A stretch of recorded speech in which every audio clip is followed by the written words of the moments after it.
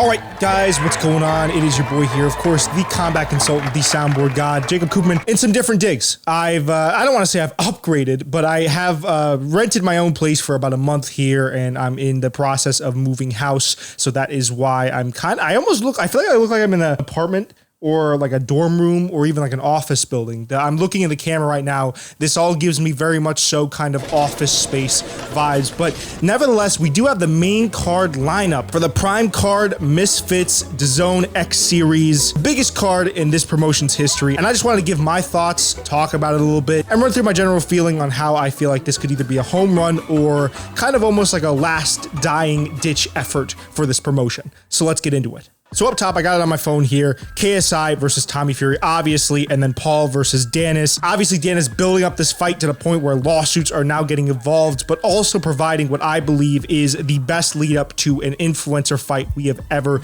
seen, dude. I mean, it is kind of, a part of me does want to say and does feel like we should be a little bit more mature with bringing other people's significant others into this. And part of me does also understand the fact that now Dillon Danis will have to show up that night, because when you bring a guy's fiance, family, whoever it is, nationality, we've seen this in countless fights, that's a different level of A, disrespect, and B, potential fuel that Logan Paul could now use and bring into this fight. Now, I'm not going to sit here and say that Dillon Danis couldn't be using this to his advantage. I think he can, right? Obviously, this is going to generate him A, a lot of money, B, a lot of attention. I think his Twitter following has gone through the roof since all of this came out. But C, the mental aspect of how Logan Paul is going to be fighting in the ring will most certainly be irrevocably changed because of this trash talk in the lead up. But just getting back to the main card breakdown, I kind of view this co-main, I feel like it should be the main, honestly. I mean, if I was the one building this card,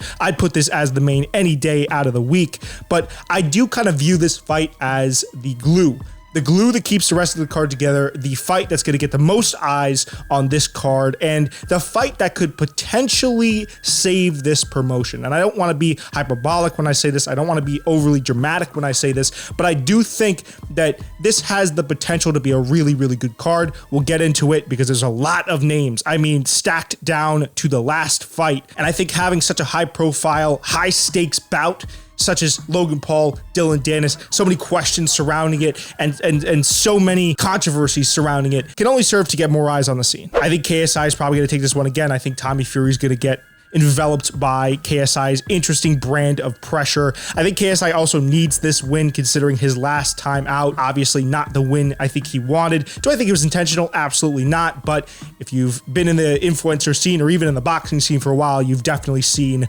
Elbowgate. Tommy Fury has kind of been crowned, and I've said this before again, he's been kind of crowned as the YouTube boxing killer. So it's high stakes for him to kind of keep that moniker up. Logan Paul, Dillon Danis, I mean, I've seen sparring footage from both of them. I've seen Wade break down sparring footage for both of them. Perhaps we could do a video about that later this week. Neither really looks good. Neither really looks fundamental, foundational. Neither really looks fluid. I'll do a much more detailed breakdown of these, maybe the top three or just some of the fights to watch. Maybe that'll be the next video this week because I know the fight's going to happen in October. It's coming up soon. Moving on to the tertiary, we've got Salt Poppy versus Slim. That's going to be a really good one. Both guys with a lot of power. Salt Poppy in a very similar situation to KSI, where he needs a big win. Didn't get the nod the last time against Anthony Taylor, another guy that's fighting on this card. A lot of people thought he got exposed. I didn't tend to think that he got exposed, but if he wants to be viewed as this guy in the influencer boxing scene, especially now that we have guys like King Kenny in there, promotions like the Kingpin tournament that have been kind of moving the scene ahead in general, if he wants to be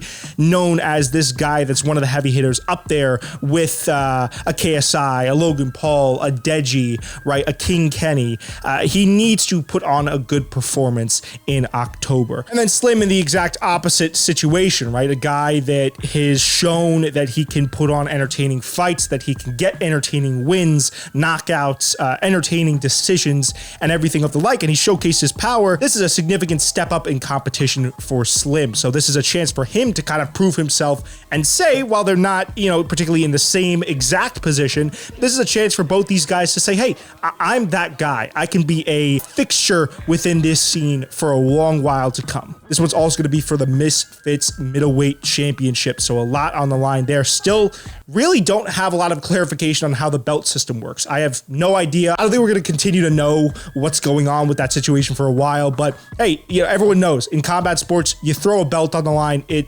does add a little bit of seasoning as long as the fans don't tend to view it as something that's a little bit vain or unneeded. Then fourth up, we've got the second one between Dean the Great and Waleed Sharks. I mean, first fight, entertaining. Dean the Great's kind of been, to me at least, and I want you guys to let me know if you agree in the comment section, has always been a guy that has kind of hung on the outside of the stardom bubble of the sport. So he's nowhere near, in my personal opinion, a KSI, a Logan Paul, a Dylan Dennis, Tommy Fury, Saul Poppy, Slim, right? A Whindersson Nunes, a King Kenny. But I've always viewed him as a guy that if they pushed him a little bit more heavily, he could be, I don't want to say superstar level. Dean the Great, I think, has that star power inside of him, and perhaps this second fight, being on that bigger scale, being on that bigger stage, could yield him some really good results. So I hope that's the case. I hope he puts on an entertaining fight. There's surely going to be a lot of eyes on him. Following up King Kenny and Anthony Taylor, Whindersson Nunes, and my mate Nate. I mean, there's going to be a lot of eyes on him. So I'm hoping that either guy can really catapult themselves into that next level of stardom. We'll get into at the end of the video why I think this is going to be a crossroads, not even necessarily dependent on how each of these guys perform, but a crossroads for MISFITS. Without further ado, let's run down the rest of it. King Kenny, Anthony Taylor, going to be an automatic classic. I'm super duper, not even for Anthony. I mean, Anthony Taylor looked good in his last fight against Saul Poppy. He boxed well. He was very physical, but I do think that King Kenny's going to piece him up. And we got Whindersson Nunes, my mate Nate. That's going to be a fun one. These are two guys that didn't get the nod in the Kingpin tournament. Now they're going head to head. Two fun fights. I mean, Whindersson Nunes seems like his stock can't really drop. He's kind of become that Brazilian hometown hero for the fans in Brazil of this scene. And my mate Nate has always been a constant, right? Even with his, I don't want to say lackluster performance against King Kenny, but a performance that I'm sure he didn't want. I still thought that he looked very good, and I still think he can be a very, very important part of this scene, a very entertaining fighter in this scene.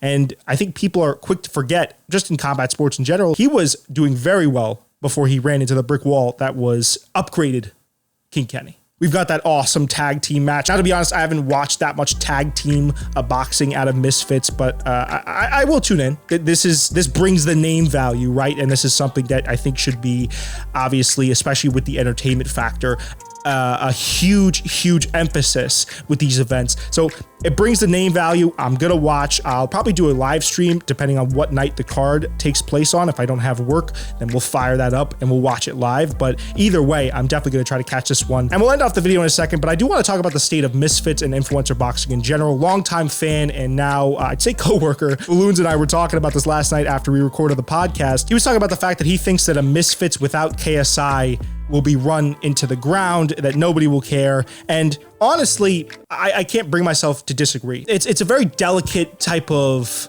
formula you have to kind of, or a delicate balance you have to strike with these events, especially with this would be the 9th or the 10th MISFITS card. It's a very delicate balance you have to strike with not using too much talent and not including too many people that are no names that nobody's going to know about. But you're here to add to the sport of boxing, and you have to remember that. And honestly, I was watching some of the highlights from the last MISFITS event. It looked fun. It looked entertaining, but I just, there's not the KSIs, there's not the Tommy Furies, there's not the Logan Pauls, there's not the Dylan Dennises of the world that are going to get me interested, that are going to get me invested in the same way that I would on even like a UFC Fight Night in Las Vegas card. Look, I'm not going to claim to be this promoter. I'm not going to claim to know how to rectify this issue, but I will say, just ending off the video, that this does seem like MISFITS trying with one last Hail Mary, even if they don't know it, to get some traction going. And this is what it screams to me. I could be wrong. I could be completely wrong, and you guys could reprimand me in the comments. And I do, again, let me know. I do want to hear from you guys down there if you agree or you disagree. It's such a gamble, right? Because one of these guys in each of these matchups has to lose. I've always said this, especially in such an early scene like the influencer boxing scene, someone will lose a significant amount of hype considering how fickle people on social media are, how fickle fight fans can be. You combine those two, someone gets knocked out, someone gets stopped. that could easily be the end of their star potential. So do let me know what you guys think down in the comment section below. I'm going to be uploading more frequently now that I've moved into my own place and I have somewhere that I can record. I know it's kind of a dingy background, but we got to roll with what we could roll with. It has been your boy, the combat consultant, the soundboard guy, Jacob Cooperman, and I'll see you in the next one. Deuces.